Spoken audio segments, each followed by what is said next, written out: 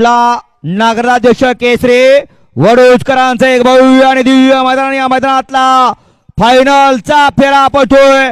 एकूण 8 गाड्या आणि 8 गाड्या एका रेषेत सरळ गाड्या पळतायत आणि सरळ गाड्यामध्ये आता लढत चालू आहे। शेवटच्या क्षणाला बाजी कोण मारतोय? अतिशय सुंदर आणि शेवटच्या क्षणाला बाजी कुणी मारली?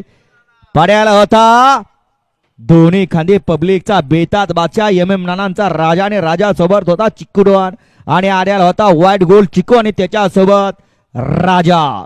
लढत पाहायला मिळाली शेवटच्या क्षणापर्यंत।